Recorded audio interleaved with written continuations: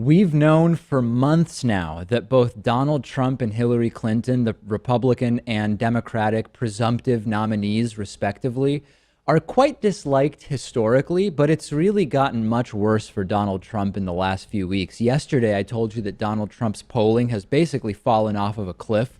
Now we have a new ABC News Washington Post poll, which shows that Trump's unfavorability has exploded to 70%. Now, Hillary Clinton, she's no hero or angel in the minds of many Americans. Her favorability has also dropped slightly, but not nearly as much as Donald Trump's. And let's not mince words here. Trump and Hillary Clinton are the least popular presumptive nominees for major parties dating back to 84. And that's as long as this study has been done. That's as long as this ABC News tracking poll exists. It may even go beyond that. So Donald Trump's unfavorability jumping from 60% in May now to 70%. The methodology is solid. 1,000 random adults. It includes both landlines and cell phones, a margin of error of about 3.5%.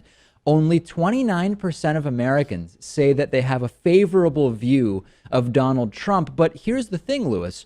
Many people will still vote for someone they don't like. So yes, it's remarkable that 70% of this country does not like Donald Trump, but 70% of this country is not going to vote for Hillary Clinton. There are people who say, yeah, I don't like the guy, but they will vote for him. Yeah. When I first saw this headline, I thought to myself, well, before he had something like 30% support in the Republican Party, or so we thought, right? It was like 30 to 40%. I'm like, so does this mean now he has 30% nationally? But no, I mean, I guess favorability is not really the same thing. To put the Trump numbers in context, this is just so insane. There's a CNN ORC poll from 2 years ago, which shows that 68% of Americans had a negative opinion of Russian President Vladimir Putin. Right? I mean, we have Donald Trump, the presumptive nominee on the Republican side, with higher unfavorability than Vladimir Putin had 2 years ago. Of course, nobody in the U.S. had to decide whether to vote for Vladimir Putin or someone who was running against him. It's a different scenario, but those numbers are stunning. Even people in Russia don't get to decide whether or not they're voting for Putin.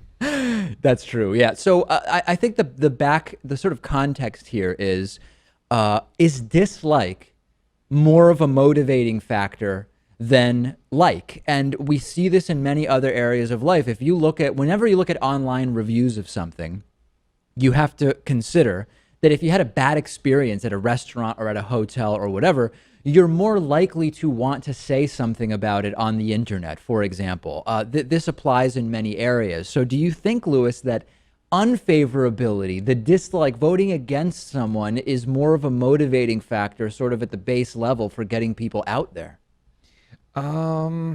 Really hard to say. We've spoken with plenty of people who dislike or even despise Hillary Clinton. We know they're still going to vote for her. Yeah.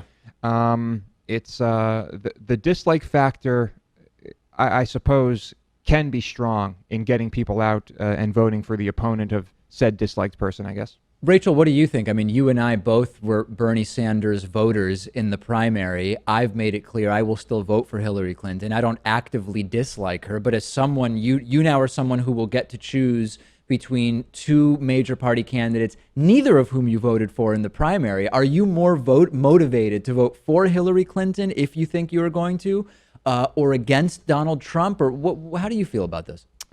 I mean, I think kind of reasoning to the best explanation and kind of picking the lesser of two evils, I would probably be more motivated to vote for Hillary as opposed to just, oh, this is how I'm going to channel my negativity towards Donald Trump, because I think the first is a little bit more productive. As far as Trump is concerned, 94% of blacks say they see Trump unfavorably. 89% of Hispanics see Trump unfavorably, and 88% of all other non-whites. It's almost impossible to get 94% of any group to agree about something. And somehow Donald Trump has had almost unanimous a unanimous response from, as Rick Santorum referred to them, blah people, blacks, Latinos, Asians, and Hispanics. 94% of blacks are united in saying, yeah, we don't like Donald Trump. That's actually quite stunning, Lewis, that he has been able to catalyze such unification among so many groups. Well, when you are endorsed by white supremacists and former KKK leaders, and that's what happens. And when you say stupid things like, hey, look at my African American over there. Yeah. And yeah, it's Trump has had a rough time.